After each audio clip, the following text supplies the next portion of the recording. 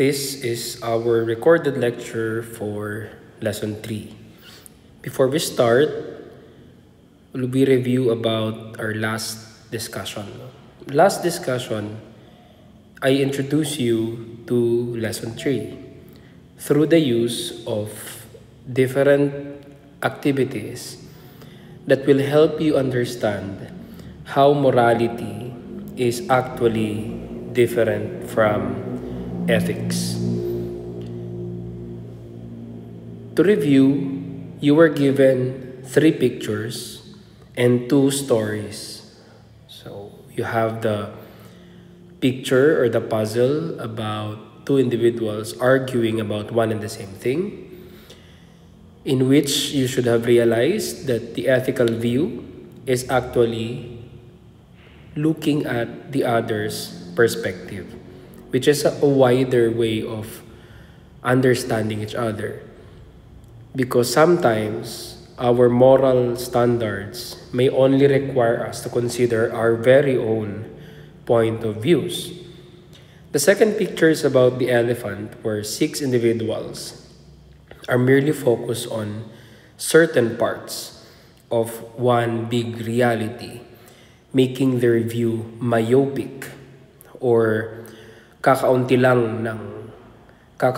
parte lang ng elepante ang kanilang nakikita, which limits their view.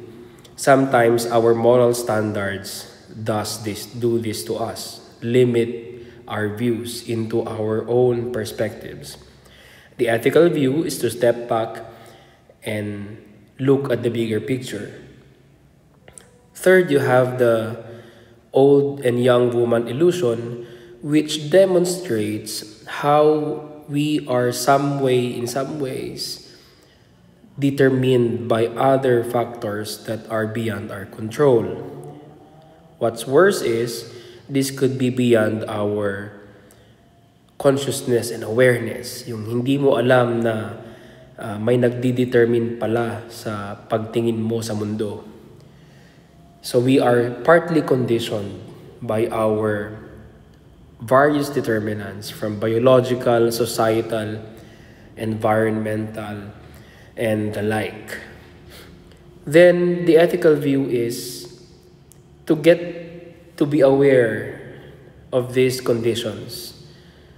Para alam mo na I look at this situation this way, not because this is necessarily the right way, but because I was conditioned to do so.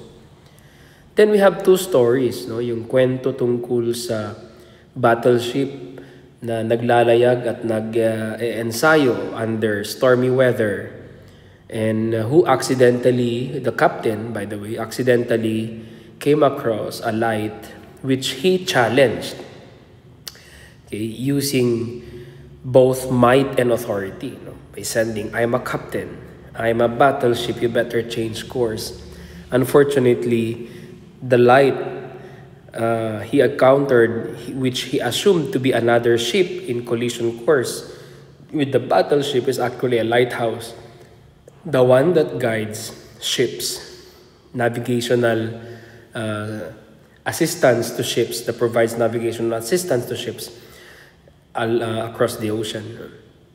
And finally, you have the anthropologist who studied and lived with different tribal peoples in a certain island, who realized that their differences were built on a limited view of the mountain. They did not realize that they really or actually have one and the same mountain. And this was available only to the anthropologist when he or she flew back to the university and saw below, while flying out of the island, na iisa pala yung mountain nila. No? And this caused a lot of troubles for these tribespeople, no? Tribesmen. The ethical view for both stories is actually to be aware that sometimes being absorbed in your own situation may block some realizations that you cannot see. The battleship captain is absorbed in his own situation that he failed to see, na hindi niya kayang labanan ng lighthouse. The anthropologists absorbed in the people, in the tribes people, also would have to move out of the island and see the island in a bigger and a wider perspective, sa mas mataas na view para makita yung katotohanan. Okay. So all this introduce you to lesson 3. And all this actually speaks of paradigm shift. Ito, na-mention na to last meeting, no? So, who started talking about paradigm shift? It's Thomas Kuhn in his book, The Structure of Scientific Revolutions. Well, iba yung konteksto ni Thomas Kuhn sa discussion natin. Pero, magagamit natin tong ideya niya ng paradigm shift. Okay. Well, sa panahon ni yung concern ni Thomas Kuhn ay ipaliwanag lang kung bakit may mga breakthrough sa science. No? Science is a knowledge that is exact and so certain, right? So, bakit nagkakaroon ng mga teorya na sumasalungat, no? Contradicting previously held theories and scientific knowledge? This is done only because of breaking away from tradition and old ways of thinking. And that's what we call here old paradigms. Okay? Example ni Thomas Kuhn dito is, lahat ng senses mo pinapakita sa'yo na flat ang mundo, na tayo yung naka-steady, at yung mga heavenly bodies like sun, moon, and stars, sila actually yung gumagalaw on top of us. Yan yung data ng ating karanasan, no? So sabi ni Thomas Kuhn, nung panahon na yun, bakit biglang nag-shift from heliocentric to, from geocentric, earth-centered to heliocentrism?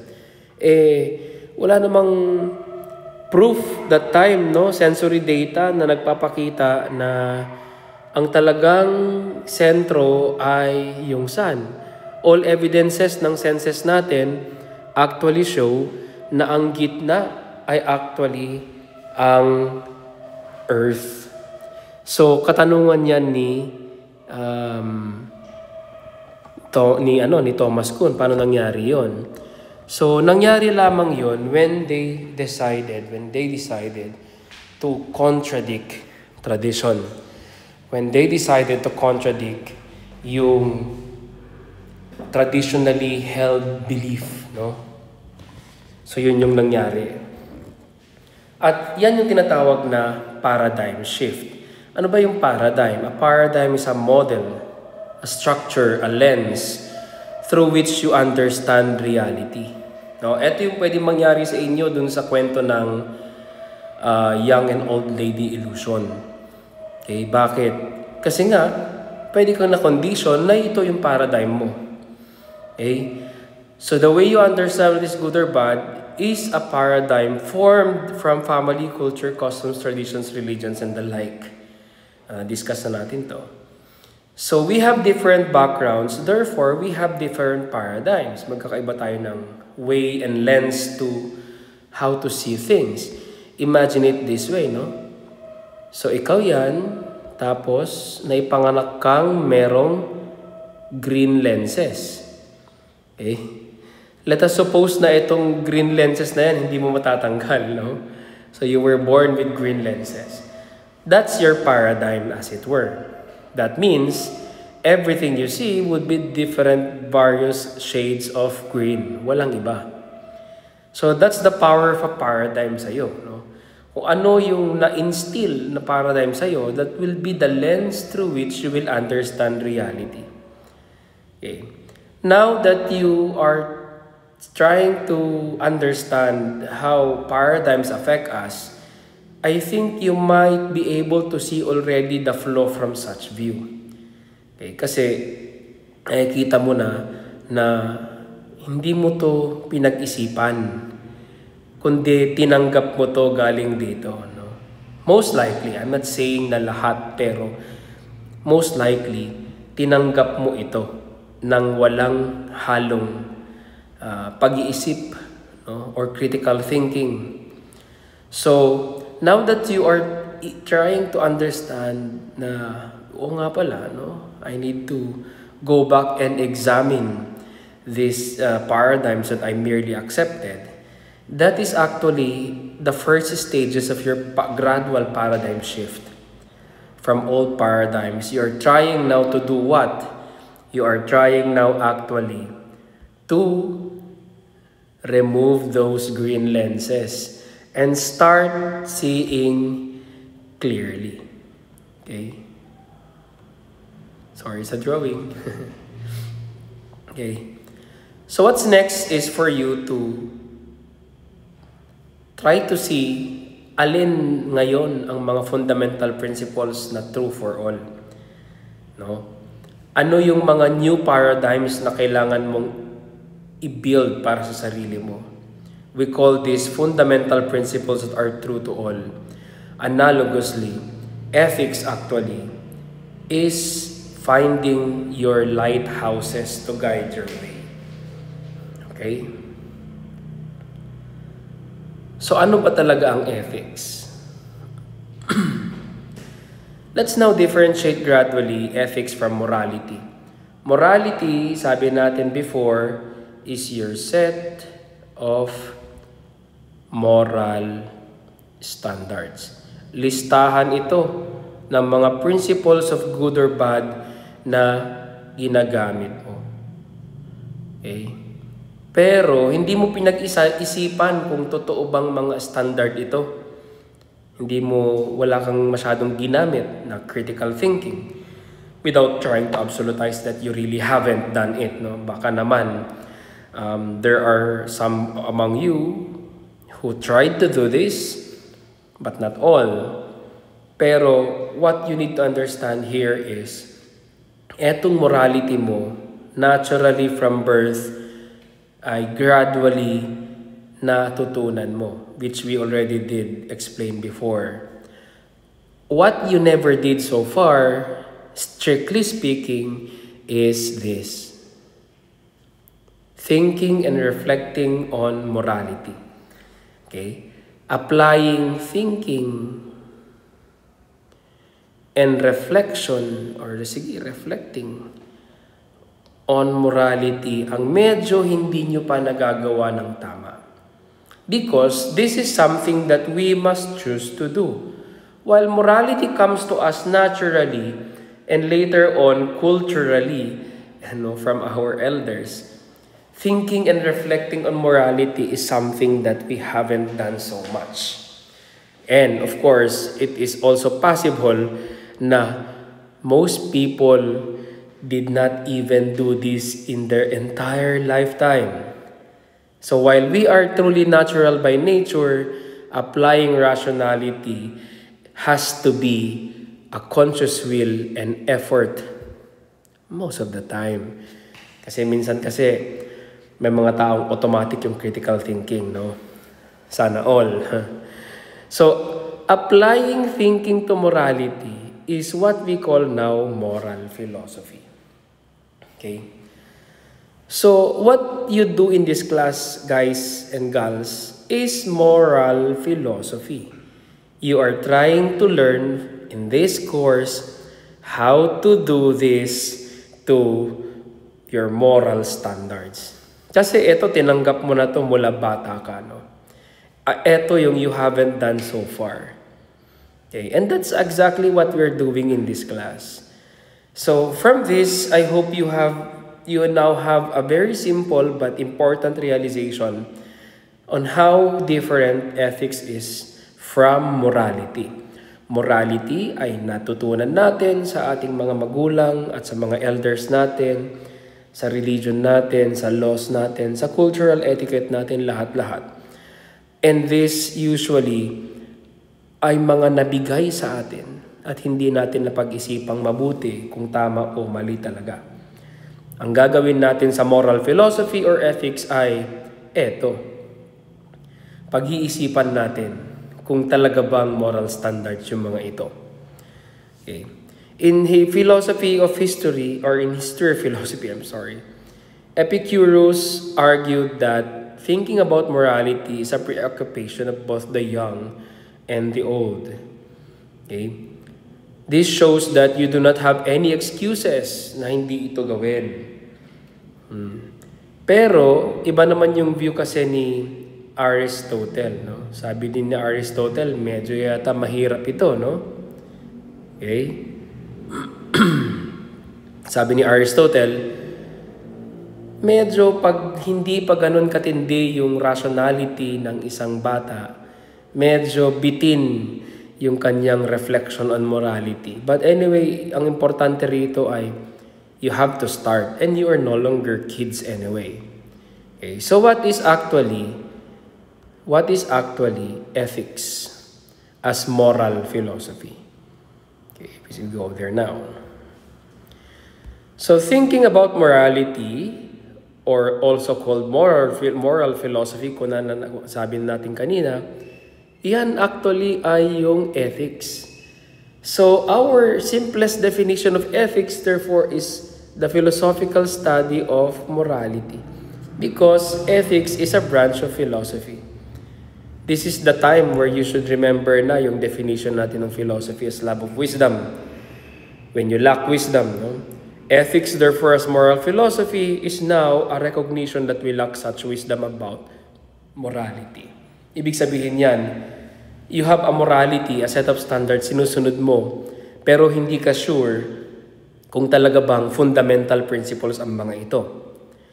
Okay? Now, what we lack is thinking about morality level. No? Ito na yung time na gagamitin mo yung rationality mo. Ito na yung ethics talaga. No? Now, in the past discussions, na-identify na natin na our moral standards are sometimes in conflict with other persons. Kasi nga, we come from different backgrounds. Tapos, even our standards are in conflict with other standards. Diba? The value of education and the value of love life, sabi natin before. The value of leisure, games, and the value of education. Okay. From there, I bring you to our second definition of philosophy, no? The science of all things based on fundamental principles. Pag nagbabanggaan ang dalawang values, anong sabi natin before? Dapat mananaig, masusunod yung pinaka-fundamental. No, in Ilocano, yung puon ken gapo. Okay? So, when standards are in conflict, moral philosophy or ethics will clarify moral issues with conflicting moral standards and will point you to fundamental principles. Yung mananaig, yung puon ken gapo. The most basic of all principles that matter to morals. Okay? It is like finding your, lighthouse. Okay? Siguro naman pumunta na kayo sa Burgos at nakita nyo na yung lighthouse doon, di ba? Okay. Yan. As your gabay, okay? Your guide. Alright? So ano ngayon tong morality natin? So kung hindi pa to talaga sigurado na moral standard based on ethical fundamental principles, anong meron tayo in the past na tinawag nating morality, na tinawag nating gabay natin in acting? Ano yun? Well, these are what we call now moral beliefs. Okay, moral beliefs. And I'll explain to you ano ang status ng moral beliefs. Morality refers to our personal standards of what is right or wrong, good or bad. Ethics, however, tells you that these are your mere beliefs about what is right or wrong. Bakit mere beliefs yung mga moral standards natin before? Okay? Because you haven't justified them to be moral, ethically fundamental principles yet. Diba? Tinanggap mo pa lang. Walang critical thinking so far. Kung meron man, not all standards pinag-isipan mong mabuti kung talaga bang fundamental ang mga ito. No? So ano tong mga moral beliefs mo? At bakit tinatawag nating moral beliefs lang ito pag sa ethical view? Examples are your judgments, values, rules, principles, theories that guide your actions, that define what is valuable, that motivate most of your actions. Okay? Bakit tinawag na moral beliefs lang? Kasi belief is different from knowledge. Knowledge kasi merong justification. Yan ang knowledge. No? Dapat justified. Pag belief lang kasi, no? Belief. Accepted. But not justified. Yan ang belief, no?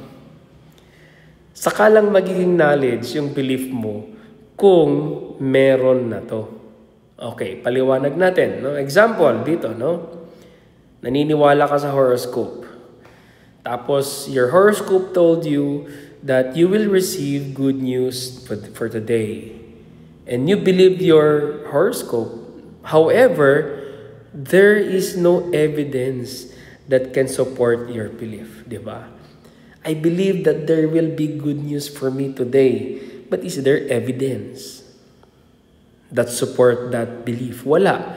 So that actually remains a mere belief without justification yet. So later that day, so pumasok ka sa school, no? 8 o'clock, you're at school already. And later that day, you learn that your father got a promotion and he bought you a new MacBook for your online classes. Then what will you say after that? Sasabihin mo niyan, wow, my belief became true. Yon. Meaning, saka lang siya naging true nung nakita mo na yung regalo at promotion ng tatay mo. Diba? Pero, before you learned of this promotion, before you actually saw the laptop, wala ka pang justification na totoo yung belief mo na may good news. Okay? It was only true belief but not knowledge. Kasi hindi mo alam. You never knew that the good news will be a promotion and a new MacBook. There was no evidence that supported this from 8 a.m. until you come home, say 6 p.m. when your dad already showed you yung laptop mo. So, what you only had is a mere belief that came true, but not knowledge. Okay? Because ano ang knowledge? Knowledge is a justified true belief. O tatandaan niyo yan, no? Knowledge is a justified true belief. Okay? So, let me put that in a clear perspective. Ang tawag sa knowledge ay JTB. Justified true belief. Okay? Yung morality mo noong bago ka nag-ethics, eto lang, mga pinaniniwalaan mong tama o mali. Okay. Is it enough na justification yung authority ng leaders ninyo? Sometimes, but not all the time, diba? Kasi people can order you to do things based on authority even if they are not right. Enough ba na gawing justification yung Constitution? Of course naman, sa laws, kasi fundamental law of the land natin yan. Pero ang justification ng laws natin is limited to our country alone. It's not applicable somewhere else, di ba? And if we go to religion, tama bang enough na justification na nasulat to sa Bible? Well, the problem there is we interpret the Bible differently. Di ba? So, kailangan natin talaga ng justification para maturing nating totoo yung belief natin. Okay? Anong ibig sabihin yan? You know something if your knowledge is a belief that is justified to be true by virtue of evidence. Okay, kaya nga sa religion, anong sinasabi natin? I believe in God. No? You actually never say, I know God. You don't know because you have no evidence so far.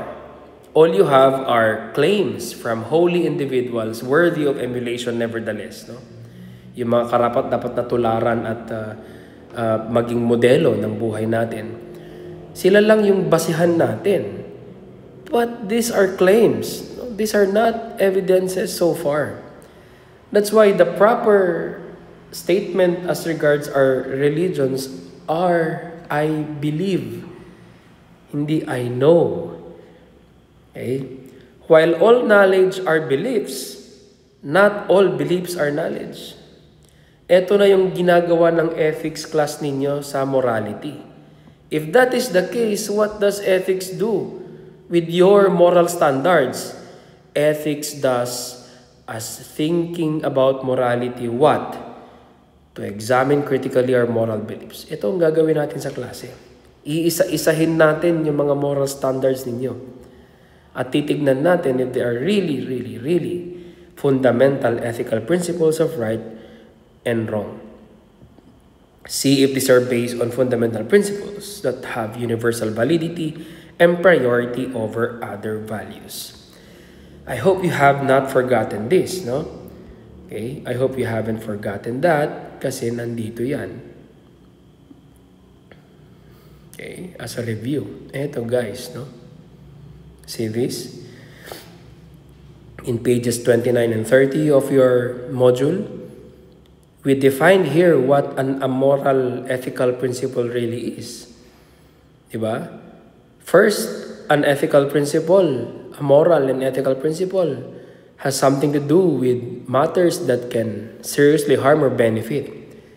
No, dyan, pasok pa yung religion, etiquette, and law. But the three are already within sa second, third, and fourth definition ng morality as ethical principles. Universal validity, priority over other values, and based on reason alone. Okay? So, yan ang gagawin ng ethics, no? So, moral beliefs that are found to be so are justified to be ethical principles, while those that are not found to be so, anong so? To be fundamental principles, are mere non-moral standards or moral beliefs at best. Yan. Kaya ano yung moral standards natin in the past? Moral beliefs, mga pinaniniwalaan nating principles of tama o mali. Pero you have not justified them yet. Ethics, therefore, will give you the knowledge of the fundamental principles concerning what is good or bad, right or wrong. So, ethics lang, no, ang makapagbibigay ng knowledge sa inyo ng fundamental principles of right or wrong. Hence, we have here our operational definition of ethics. A branch of philosophy concerned with the knowledge of the fundamental principles used to distinguish good from bad, right from wrong, correct from incorrect acts of behavior based on human reason alone.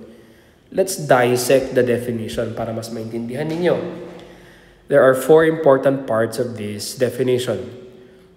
First, okay, of course, it's a branch of philosophy, no?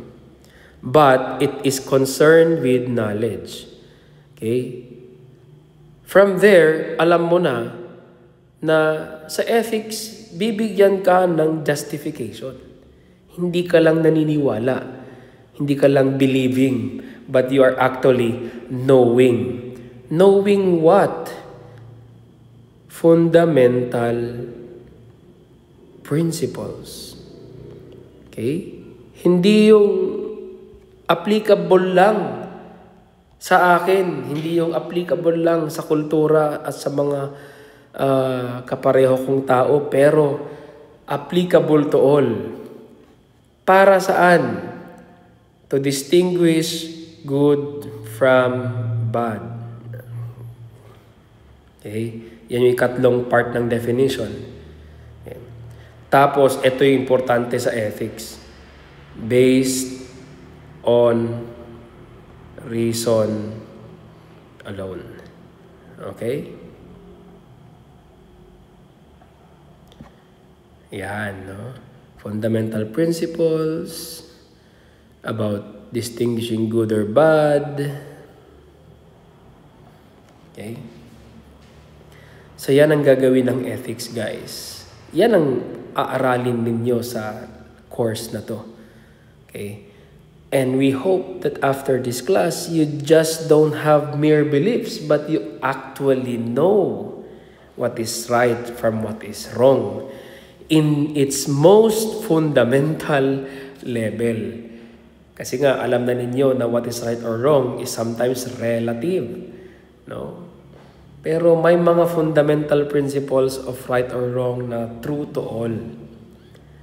Alright? So that is our ethics. And here is actually a very brief presentation of areas of ethics.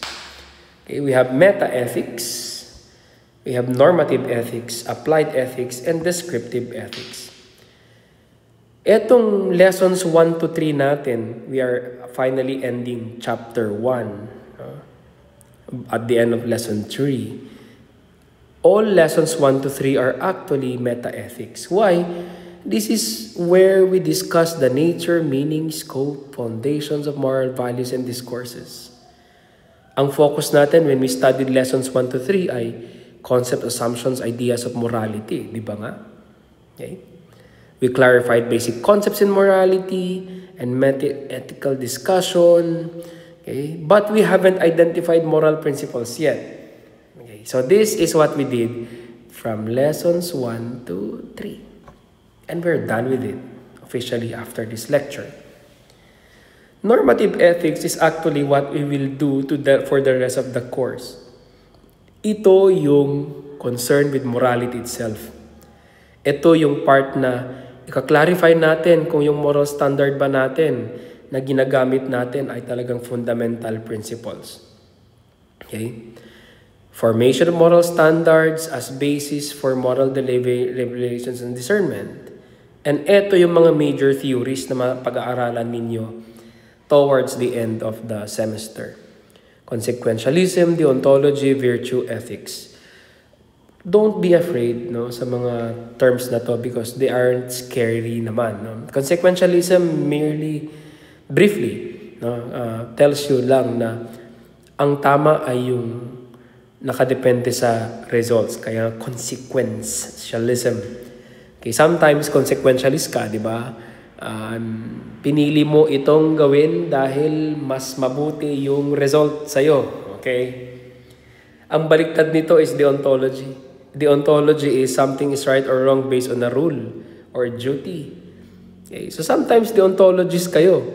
Pag tinanong kayo, anong gagawin natin? Ano ba yung sabi ni ma'am? Ano ba yung dapat natin gawin? When you do that, you are almost doing a deontological judgment. And virtue ethics, depending on how the person considers rightfully the various contexts and factors that mitigates the morality of an act. Bakit? Kasi it's the person, the idea of a good person ang basis dito. What will a good person do? Yan ang virtue ethics. Okay. So basically, eto guys and gals, ang ating discussion naman sa buong lectures na natin. Chapter 2 to chapter 5. Okay. Normative ethics. Ito is chapter 1. Ano tong applied ethics? Well, ito naman is practical application of ethical theories ito. Using philosophical methods to discern moral permissibility of certain action and practices in the personal and social spheres. Usually, etong example nito. Sa mga business courses, may business ethics sila. Sa mga medical courses, may bioethics. I'm sure sa sa health sciences. May bioethics, mga nursing, mga ganon, medicine. And siguro sa psychology rin meron. Example nito, environmental ethics. No? Sa mga ibang courses naman, no, meron ding tinatawag na professional ethics. Yan ang mga applied ethics. Ito, hindi na natin pag-aaralan ito because hindi na to part ng ating coverage ng syllabus. Rather, you learn this in another course intended sa mga different programs ninyo para maging more specific. Ano naman ang descriptive ethics? Well, this is merely describing, explaining, and presenting what various certain peoples think about what is right or wrong. Pag sinabing descriptive, dinidescribe lang kung ano ang tama o mali sa isang tao or isang group of people. It's not normative. Okay, it's not normative. It's a mere report of what people think about. So, simply, etong applied ethics and descriptive ethics is hindi natin discussion at cover sa ethics course natin. Rather, etong dalawang to ang ating discussion. And we are already done with this. Sa next meeting, we will start with chapter 2 or we will start with normative ethics. Okay, so this finally ends chapter 1. Thank you.